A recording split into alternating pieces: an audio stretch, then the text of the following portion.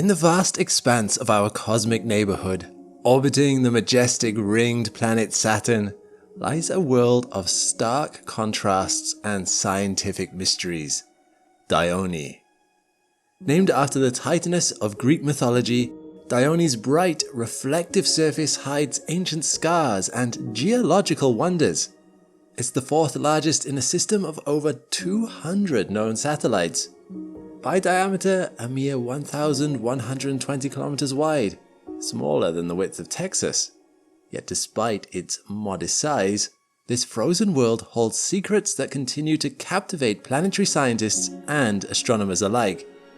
Today, we journey to this distant moon, a place where icy cliffs rise above cratered plains, where mysterious wispy terrains streak across the surface, and where the forces of orbital resonance have shaped a world unlike any other. I'm Alex McColgan, and you're listening to the Astrum podcast. And this is Dione, Saturn's fractured moon. Like many of Saturn's moons, Dione's discovery dates back to the dawn of telescopic astronomy. It was first spotted by the renowned Italian astronomer Giovanni Cassini on the 21st of March 1684. Cassini, working from the Paris Observatory, had already discovered Saturn's moon Iapetus 2 years earlier, and would go on to discover two more of Saturn's moons, Rhea and Tethys. Initially, Cassini simply called it Saturn IV, denoting it as the fourth moon of Saturn in order of distance. It wouldn't be until 1847 that English astronomer John Herschel suggested using the names of Titans from Greek mythology for Saturn's moons, and thus Dione received its mythological name. The name is fitting. In Greek mythology, Dione was a Titaness, often described as the daughter of Oceanus and Tethys, and sometimes considered one of the consorts of Zeus. Some myths even suggest she was the mother of Aphrodite. Like its mythological namesake, the moon Dione would turn out to have surprising connections and relationships to other bodies in the Saturnian system, but more on that later. For nearly 3 centuries after its discovery, Dione remained little more than a point of light in our telescopes, a mysterious world about which we knew virtually nothing. Even with Earth's most powerful observatories, this distant moon revealed few of its secrets. All of this would change dramatically with the dawn of the space age. Our first close glimpse of Dione came from NASA's Voyager 1 spacecraft, which flew by the Saturnian system in November 1980. As Voyager approached, Dione began to transform from a mere dot of light into a world with distinct features and character. The Voyager images, though limited by the technology of the time, revealed a moon with a complex surface. Dione appeared heavily cratered on its trailing hemisphere, the side that faces away from its direction of orbit. The largest of these impact craters is Evander, a basin approximately 350 kilometers in diameter. Other significant craters include Ennius and Dido, named after characters from Virgil's Aeneid. But perhaps most intriguing were the strange bright streaks that crisscrossed portions of its surface. These features, which scientists dubbed wispy terrain, appeared unlike anything seen on other worlds at that time. But with the limited flyby and imaging capabilities, Voyager could only whet our appetite for knowledge about this enigmatic moon. The spacecraft measured Dione's diameter at about 1,120 kilometers, making it Saturn's fourth largest moon after Titan, Rhea, and Iapetus. Voyager also determined that Dione has a density of about 1.48 grams per cubic centimeter, suggesting a composition primarily of water ice with a modest rocky component, likely containing a small silicate core. But the brief encounter left planetary scientists with more questions than answers. What were those mysterious wisps? How did Dione's surface evolve? What forces shaped this distant world? It would take another spacecraft, bearing the name of Dione's Italian discoverer from 400 years ago, to truly begin to unravel these mysteries.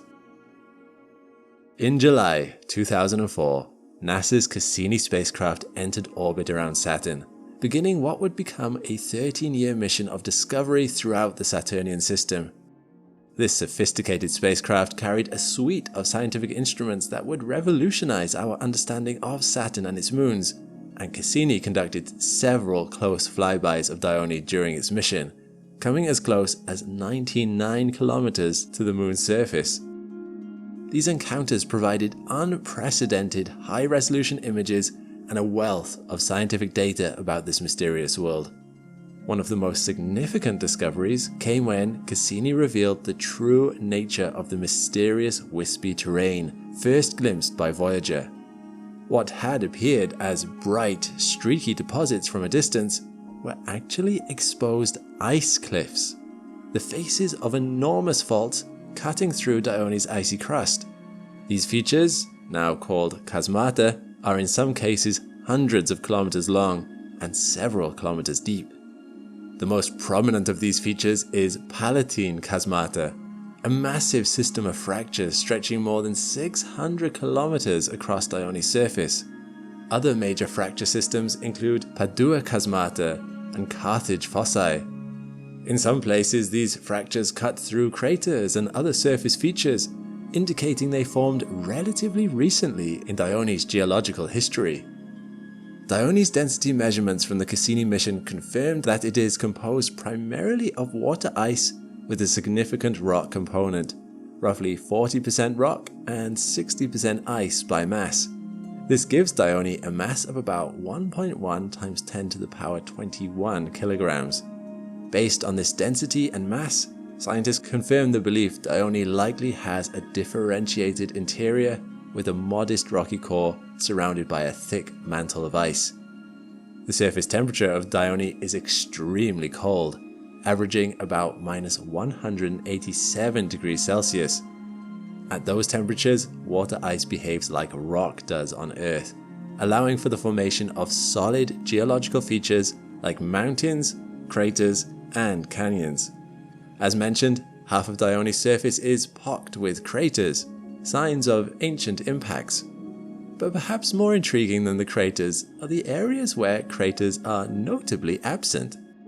Certain regions of Dione show evidence of resurfacing, geological processes that have erased older features and created smoother plains. These areas, primarily on the leading hemisphere, suggest that Dione has experienced periods of internal activity that has refreshed parts of its surface. But let's talk more about Dione's chasmata.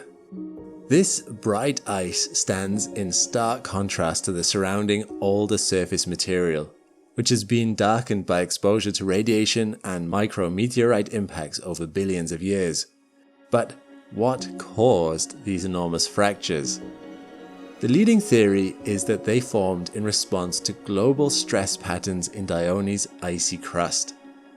As Dione cooled and evolved over billions of years, its crust would have experienced tension and compression forces that ultimately led to fracturing. Some scientists believe these fractures may be evidence that Dione once had a subsurface ocean that froze over time. As water expands when it freezes, the growth of ice would have placed enormous stress on the outer crust, potentially causing it to crack in the patterns we see today. Others suggest that tidal flexing, the stretching and squeezing of Dione due to Saturn's gravitational pull, may have generated enough heat and stress to create these features. We still don't have the full answers. Dione orbits Saturn at a distance of about 377,400 kilometers, completing one orbit every 2.7 Earth days. Dione is tidally locked to Saturn, meaning the same side always faces the planet, just as our moon always shows the same face to Earth. Like many moons in the Saturnian system, Dione participates in a global dance of orbital resonances that has profound implications for its evolution. Perhaps the most significant of these relationships is the 2-1 mean motion resonance Dione shares with Enceladus. This means that for every orbit Dione completes around Saturn, Enceladus completes exactly 2 orbits. This is not merely a coincidence. It's a gravitational relationship that has locked these two moons into a synchronized pattern that affects both worlds. This resonance creates tidal forces that generate heat within both moons. However, the effects are much more dramatic on Enceladus, which shows extraordinary geologic activity, including its famous southern polar geysers that continuously erupt water ice into space. Dione, being larger, experiences proportionally less tidal heating from this relationship. And did you know Dione also has its own small satellites? Two tiny moons named Helena and Polydeuces orbit Saturn at the same distance as Dione. These moons occupy what is known as Lagrange points in Dione's orbit, stable gravitational points that precede and follow Dione as it circles Saturn. These tiny moons, sometimes called Trojan moons, are just a few kilometers across and are likely captured or formed from debris in Dione's orbital vicinity. But what about that subsurface ocean? The possibility is certainly intriguing. Scientists are always fascinated with any such location around the solar system due to all oceans' potential to be the birthing place of life. So the existence of an ocean would be significant on Dione, and it's not without evidence. Cassini's magnetometer detected a weak interaction between Dione and Saturn's magnetosphere, which some scientists interpret as evidence for a conductive layer beneath the surface, possibly a salty subsurface ocean. The extensive fracture systems on Dione's surface also suggest significant geological activity in its past, which could have been driven by the presence of liquid water below. Models of Dione's internal heat budget, considering radioactive decay in its rocky core and tidal heating from its orbital resonance with Enceladus, suggest it may have generated enough heat throughout its history to maintain a liquid layer between its core and icy crust. If Dione does harbour a subsurface ocean, it would join a growing list of ocean worlds in our solar system, places like Europa, Enceladus, and possibly Titan, that could potentially provide habitable environments for simple forms of life.